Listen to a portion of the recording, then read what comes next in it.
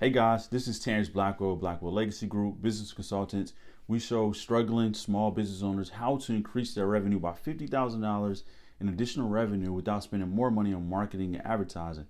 Today, we're going to talk about one thing that is the elephant in the room. It's how to terminate an employee. So let's get started.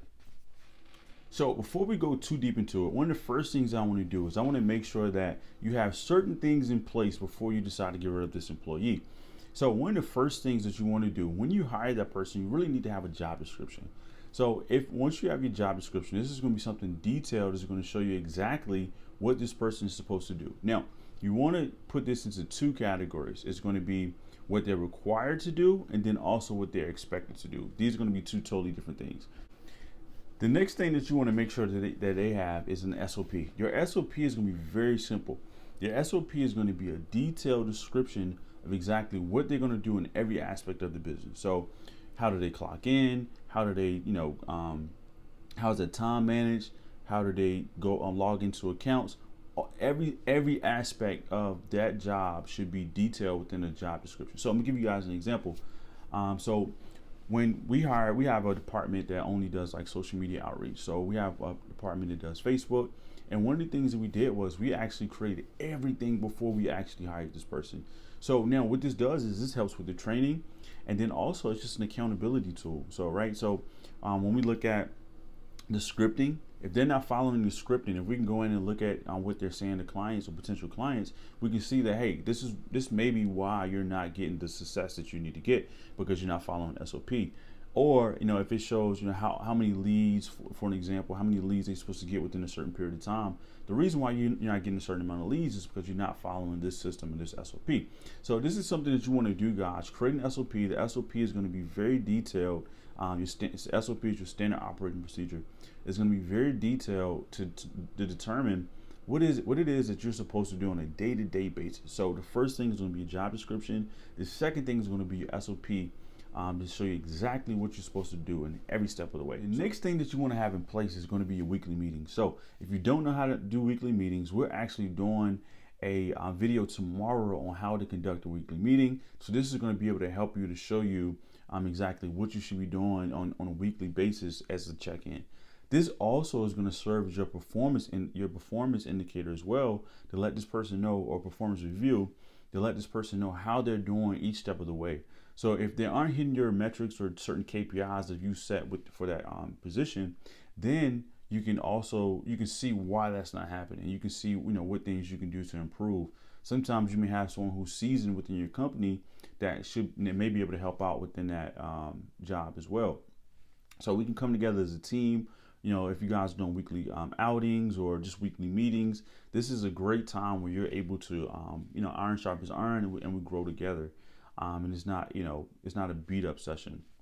So like I said, tomorrow we're going to do a video on how to conduct a team meeting. This is going to be very helpful to make sure that this is another thing that you have in place to keep all of your employees on task. Another piece with the weekly meetings is this allows you to not just the negative, but also the positive side, which is, hey, they're going to want to raise at some point. So I use the job description and also the weekly meetings to indicate the raises. So I'm gonna kind of give you guys a quick synopsis. So when we hire, we usually give for the same position. So let's use social media for an example.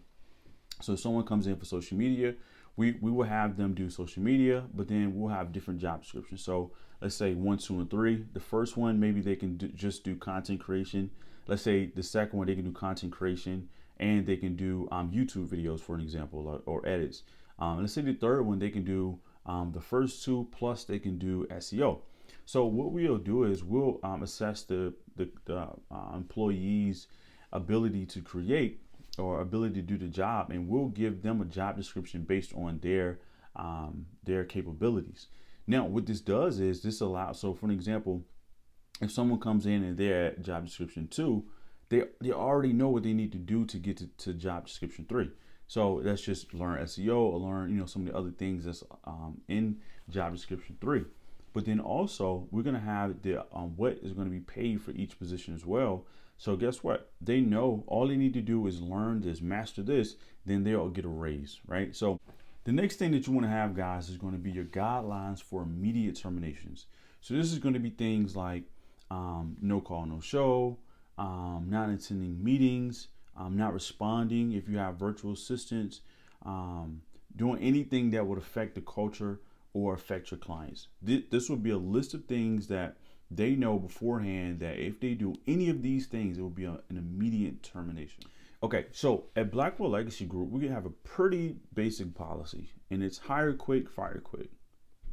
The reason why we have this policy is because we never want to waste too much time hiring, onboarding, and then we also don't want to waste too much time transitioning from someone who's not a good fit, right?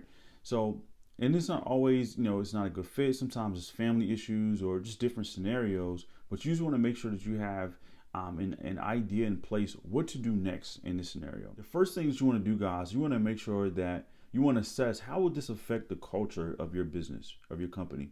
So if this is a pillar employee and this is going to affect the company, you want to make sure that you have the conversation with the company, with your other staff members, with management, to make sure that they know what's about to happen, and then kind of give them a reason why. Guys, based on our, performance indicators, they weren't hitting the mark. They want a good fit right now. And this is what I want you guys to understand. If you have to get rid of anybody or terminate someone from your company, it doesn't mean that they're a bad person. Sometimes it just means that they'll be a better fit with another company. So always look at it like sometimes if you hold on to someone too long, you're really just hurting yourself and you're hurting them too. So look at it from an aspect of you're really just trying to do them a favor and put them in the best position to win in life, right?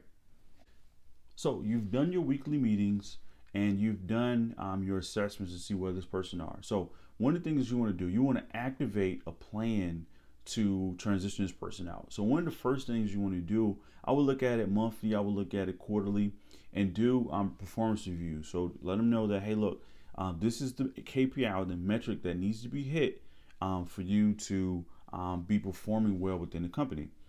Let them know, so that could be one meeting. The next meeting, hey, how's everything going? Listen, this is the metric we need you to hit. If you're not able to hit this metric, we may need to see if we can find, we can do something differently, or we may have to move on. So these are just, you have to have that conversation. It's unprofessional to just terminate someone without having any rhyme or reason. So what this is going to do is it's going to put you in the best position so you don't look like a butthole. And then also so that they know, all right, sometimes, when you have an employee in a scenario like this, they know that they messed up. So they know that if they just hit the metrics, they'll keep their job. They really don't want to lose their job. So this will help them out too. So you do these things. So you do your weekly reports, your weekly reviews, your monthly reviews, and then quarterly. If they're not hitting their metrics by then you guys know, just to, do them a favor and terminate. Now, I want you guys to know this is never personal. Never take it personal. They shouldn't take it personal either. I'm gonna give you guys an example. We've done this before where my wife and I are business partners. So sometimes there may be a scenario where my wife says, hey, we shouldn't fire this person. Or I may say, I really like this person, I want to fire him. But you want to make sure that you're on the right page or the same page when you make this decision, because it does affect everyone. And whatever their position is, someone else has to do it now, or you have to hire for it. So you have to make sure it's the right decision. So I'm gonna give you guys a few reasons why we've learned some of these lessons, and just from trial and error. So this can come from holding on to people too long, like knowing that they're not performing and just kind of giving them, time, shot after shot, and they're still not performing. You start to really like them, as a person. You start to like their family, maybe, or you just think, what, this person is going to get better. They're not going to get better. That's the truth. Is they're not going to get better. So the best thing to do is take them through your system, your workflow. And if they're not performing, you guys just have that conversation with them. Sit down with them face to face, have the conversation. Hey, look, right now, I don't think it's a good fit for us to work together. And, we're going to part ways today, and make sure that, you turn in all your stuff, and, good luck. But today is going to be the last day, and we can't, assist you any further. Now, you also want to make sure that you have certain things in place. So again, we're talking about the transition strategy. So you want to make sure that you remove any access that they have. Literally in the middle of the meeting, this stuff should be done. It should be scheduled. So any access to any logins, any access to any accounts, if they deal with a business bank account, remove access from that. which should be pretty easy. We use a software called 1Password, where it's just pretty much like a click of the button. We can remove access to anyone. So you can do something like that that'll help benefit you.